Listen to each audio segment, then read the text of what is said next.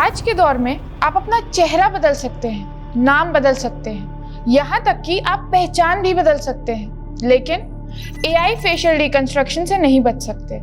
19 साल पहले हमारे इसी देश में एक ऐसा क्राइम हुआ जिसने कानून को घुटनों पर ला दिया।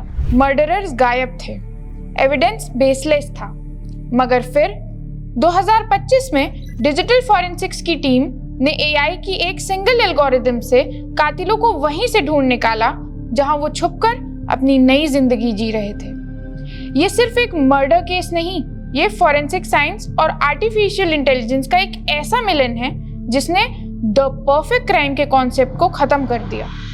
ये है the Kerala triple murder case और आप हैं क्राइम कनेक्ट की फॉरेंसिक इन्वेस्टिगेशन टीम के साथ। 2006 केरला का कोलम इलाका। 24 साल की रंजनी और उसकी 17 दिन की उम्र की 2 जुड़वा बेटियां अपने घर में थीं। रंजनी की मां शांथम्मा शाम को पंचायत ऑफिस गई हुई थी जुड़वा बच्चियों का बर्थ सर्टिफिकेट लेने। जब वो वापस आई तो दरवाजा खुला था। अंदर का नजारा किसी भी इंसान की रूह को कपा देने के लिए काफी था। रंजनी और उसकी दोनों नन्ही जुड़वा बच्चियां खून में लथपथ थीं। उनका गला बड़ी बेरहमी से काट दिया गया था।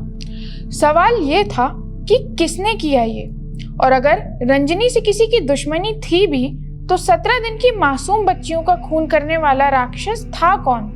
पुलिस की इन्वेस्टिगेटिंग टीम को क्राइम सीन से कुछ सबूत मिले। फॉरेंसिक रिपोर्ट ने ये क्लियर कर दिया था कि ये हमला किसी बहुत करीबी ने और बहुत ही बेरहमी से किया है।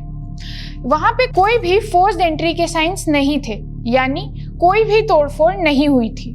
इसका मतलब साफ था कि कातिल कोई अनजान नहीं था।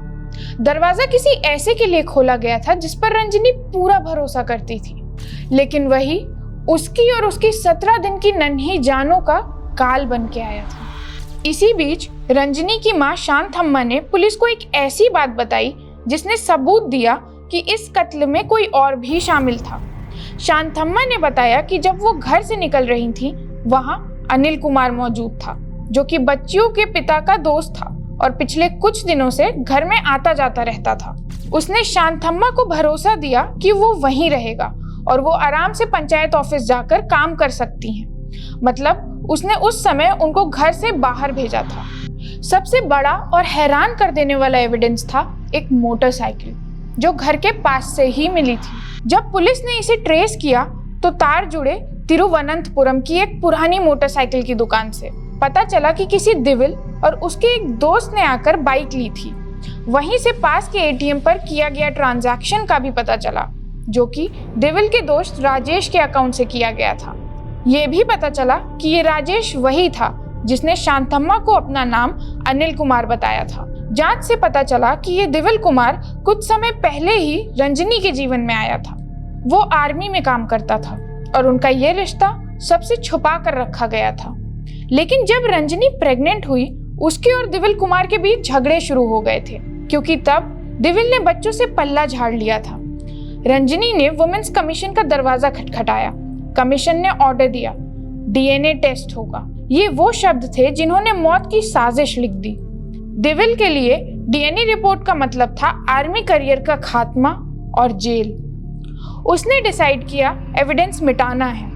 ये वो शब्द थे जिन्होंने मौत की साजिश लिख दी। एक ऐसा रिश्ता जिसे दिविल भूल जाना चाहता था। उसी रिश्ते के सबूत थी वो जुड़वा बच्चियां जो अब दिविल की बर्बादी का कारण बनने वाली थी।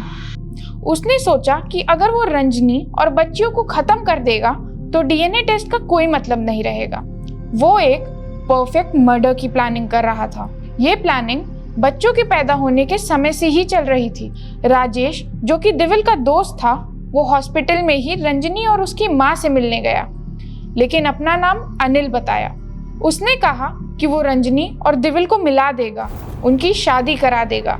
हर वो काम किया जिससे उनका विश्वास जीता जा सके, ताकि वो दिविल के प्लान में मदद कर सके। तो जब पुलिस ने खोजना शुरू किया तब राजेश और दिविल दोनों ही गायब हो गए थे। पुलिस पठानकोट भी गई जहां वो आर्मी में पोस्टेड थे, लेकिन पता चला कि वो वहां से भी भाग चुके थे। आर्मी ने मार्च 2006 में उनको डेजर्टर घोषित कर दिया। पुलिस ने सर्च जारी रखी। DNA सैंपल्स तो थे पर मैच के लिए लाइव सब्जेक्ट नहीं था। दोनों ने अपनी आइडेंटिटी बदल ली, विष्णु और प्रवीण बन गए। उन्होंने नई जगह शादी की, नई जिंदगी शुरू की। पुलिस फाइल्स में उन्हें घोस्ट सस्पेक्ट्स का नाम दिया गया।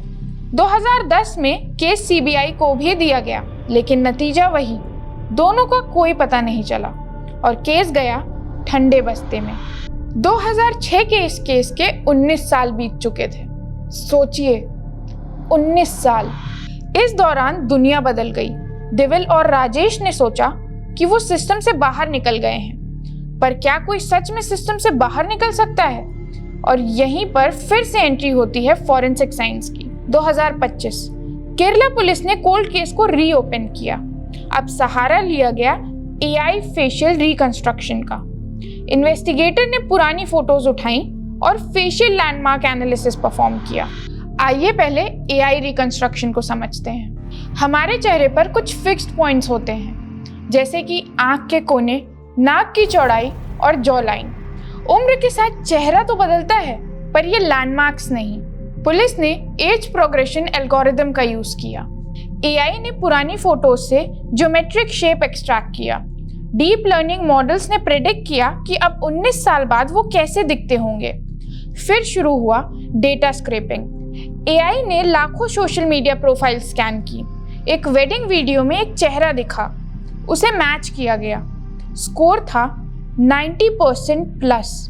ये एक फॉरेंसिक ब्रेक थ्रू था। ये प्रूफ था कि टेक्नोलॉजी ह्यूमन ब्रेन से काफी आगे निकल चुकी है।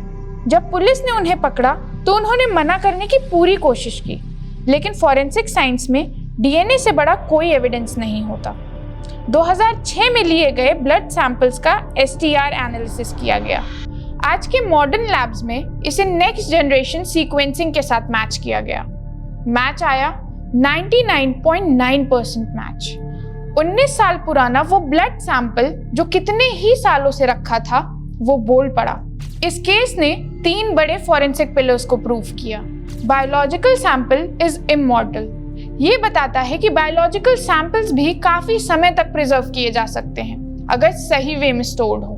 Identity manipulation is futile. इस डिजिटल फुटप्रिंट और मेटा डेटा के दौर में आप अपनी चाहे आइडेंटिटी कितनी भी बदल लें, लेकिन आप पैटर्न ऑफ लाइफ से पकड़े जाएंगे। Integrative science. जब ट्रेडिशनल डीएनए टेक्निक्स और मॉडर्न टेक जैसे कि एआई मिलते हैं तो कोई भी क्रिमिनल नहीं बच सकता। ये सिर्फ एक मर्डर केस नहीं है, ये साइंस की जीत है उन लोगों पर जो सोचते हैं कि वो सिस्टम से ऊपर हैं। साइंस ने 19 साल पुराने हुए मर्डर का बदला लिया। फॉरेंसिक साइंस आज हमारे लिए एक अल्टीमेट ट्रुथ सीकर है। अपने ओपिनियंस कमेंट में जरूर बताइएगा। अगर आपको ये इन्वेस्टिगेशन पसंद आया हो तो चैनल सब्सक्राइब करना मत भूलिएगा। मिलते हैं अगले केस में। Till then, stay curious, stay safe.